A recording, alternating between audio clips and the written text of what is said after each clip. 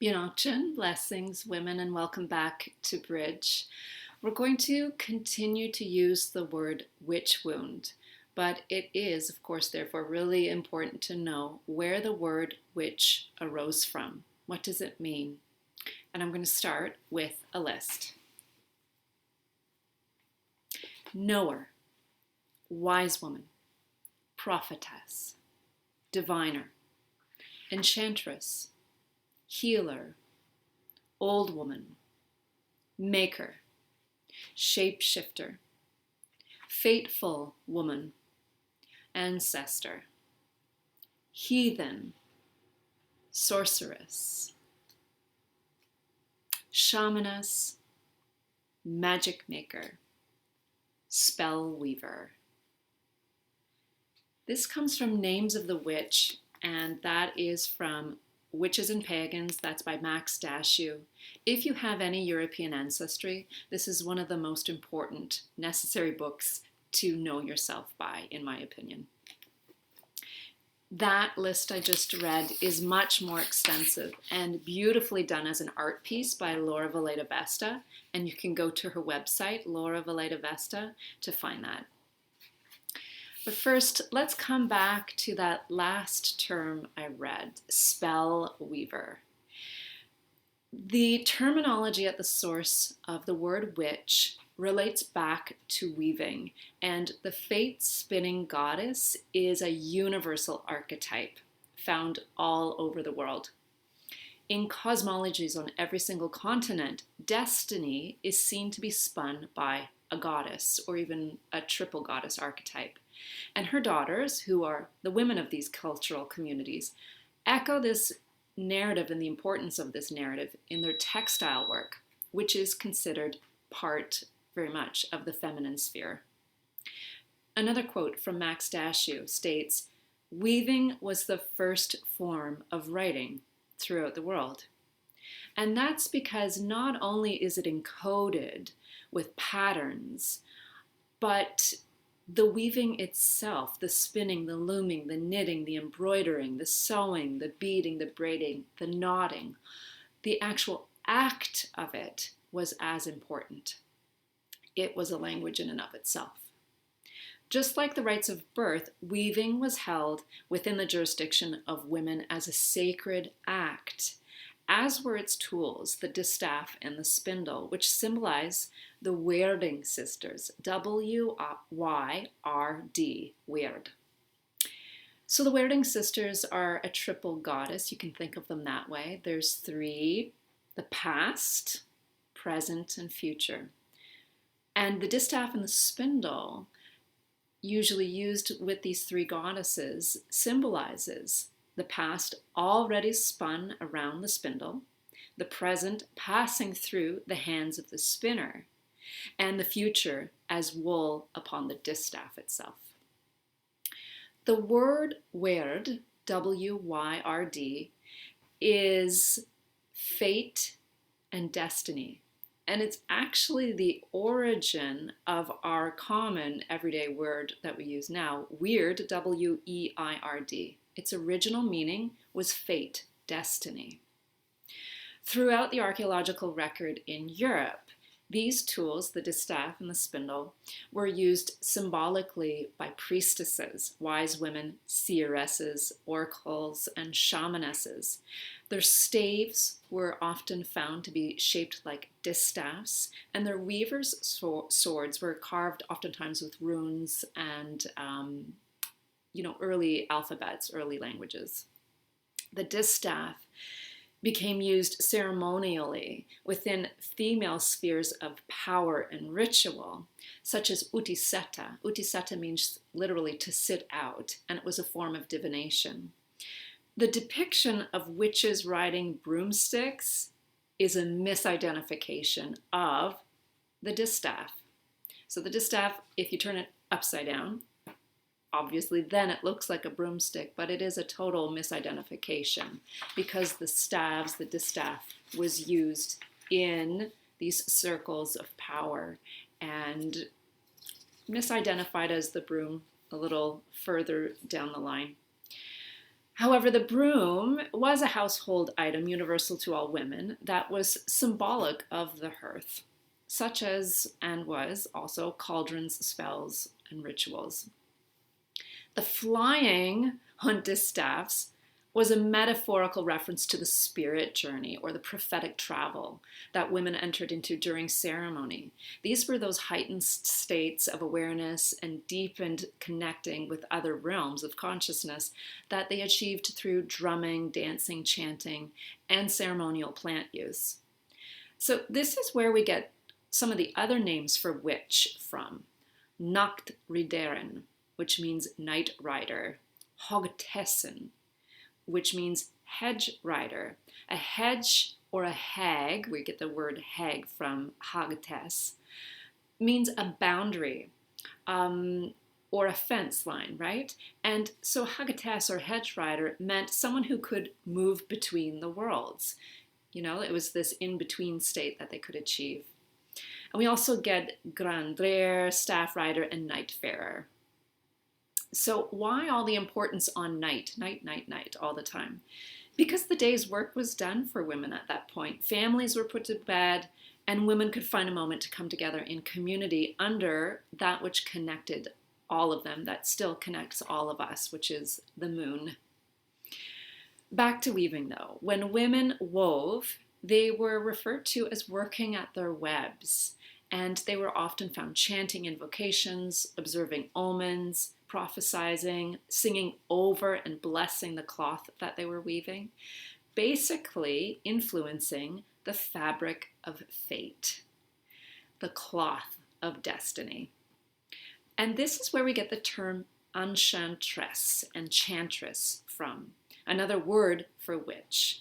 And it comes from the French word enchant, and that goes all the way back to Latin, meaning incant, or to literally sing into, to incant, to sing into. That's what enchant, enchantment, enchantress means. We also have the word charmer from the Latin word carmen, which means song. We have the word spell, which comes from the old French espalier, to mean, signify, explain, interpret, again, all language-based. And we also have the word hex, and that is, we often equate that with spell, but it's the German word for witch. So again, linked to incantation. And weaving. So these terms are all exclusively tied to the word witch and to the witch, as well as, therefore, the witch wound. Because during the witch hunts and burning times, they were used as accusations, they were used as charges and sentences against women.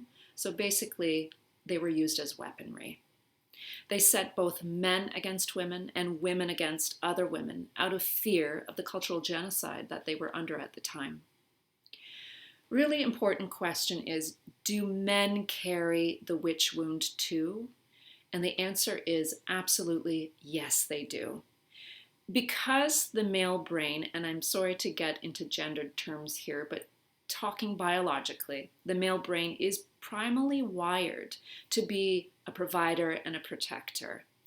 And so it was intentionally, very intentionally, devastatingly emasculating for men in Europe to become absolutely powerless to protect their grandmothers, their mothers, their wives, their daughters, their sisters, the women in their communities, and essentially be forced to watch them drown or be burned at the stake. Therefore, to be aligned with the feminine, for example, to be emotional, to be communicative, became immensely dangerous territory, which I really feel strongly has resulted over years and years and years of this into this hyper masculinity that we see today and this toxic male culture that we see in parts of our patriarchal society. So a clear definition of the witch wound, which I gave last, but there's a little bit more to it, and this is from Portia Richardson from the University of Minnesota, is as follows, and I quote her. The witch wound is a meta-level pattern of disharmony and ancestral trauma held within our larger cultural bodies. It is the energetic imprint of colonization. It shows up on all levels of your being: mind, body, heart, spirit, community. How it shows up on the individual level looks and feels different depending on your identity, gender, race, ethnicity, culture, and experiences. To me, this all is tied to worthiness. And what's absolutely fascinating is the word worth arises from the roots for the word witch. So let's get there. We know that a witch is this goddess, this woman. She's tied to the archetype of the weaver, the spinner of fate, of destiny. And that is the word W-Y-R-D. It arises from the word verda, V-E-R-D-A, which arises from the term wert, W-E-R-T, which means to turn, revolve, spin, move in a circle. And the word worthy comes from a branch of that word, W-E-O-R-D, which means to become or to come to be. And let me just show you that word tree. It's a beautiful drawing done by Max Dashew herself. And it is in this book, Witches and Pagans. So just to give you, this is just a small, really example of all the different variations of the word wert, witch. You know, some of the other words that arise out of the root word for witch is worthful, worthy, worship. We know werd. So there you go. You can, I'll just hold that a little closer. Absolutely fascinating and really important information for us to start to do some of the decolonizing around. And so if we look at the word worthiness being tied directly, etymologically, to the word witch, this is where, you know, we look at the colonization and the submission of the female body through a lens from. It really defines our relationship with worthiness, and a lot of women really struggle with it.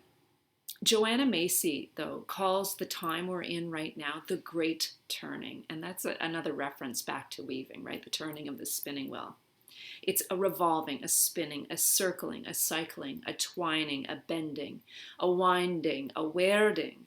It's this spiraling, which is a sacred symbol to women all over continent to continent. From industry to ecology, that's the shift we're making right now. We're moving back to the land, to the body, to the feminine. And that's how we're going to achieve this decolonization of our own bodies. This is a call to return to the women's wisdom of the cultures we are all indigenous to. We are all indigenous to a culture, right? And it's really important for us, I think, to familiarize ourselves with those cultures. Decolonizing the body of unworthiness and reweaving the web of weird, of destiny, of fate in our lives is what we are here to do now. I really feel strongly about that. So one of the practices I'm going to post around worthiness is just a reflection piece. I'll post it as a card. Again, you can print off and work with. And the question is, what unworthiness am I ready to decolonize my body of? What unworthiness am I ready to decolonize my body of? And of course, you can go ahead and print that off and work with processing, integrating, healing, and changing your story around that to reflect your truth. And you may find, just as with the last reflection, as you consolidate and also lose a part of your story and of yourself, there is left a space, and sometimes that is overwhelming. It feels like an immense sense of loss, and with loss comes grief. Grief arises in the lungs, so tending to the lungs is really important as you do this inner work. The healing color for the lungs from a Taoist and Qigong perspective is white, and from traditional Chinese medicine as well. So as you do this reflective work, inhaling, draw this beautiful healing white light in to fill the lungs and to create some integration and assimilation. And when you exhale, see if there's any residue of unworthiness that wants to come up and out, along with the grief, the loss, the sense of kind of burden that can rest in the lungs and the chest that wants to come with it. So important to tend to embody these practices as we go, because in my opinion, that's kind of the missing link around all of these conversations and dialogues around the witch and the witch wound, is we need to now integrate hands-on somatic practices so that we can actually heal. We can heal the trauma in our bodies ourselves. So I leave you with that today, and that beautiful trine, bone to bone, blood to blood, limb to limb. Thus be they fitted together. Thank you for your time. Binokchin, blessings, and I'll see you again soon.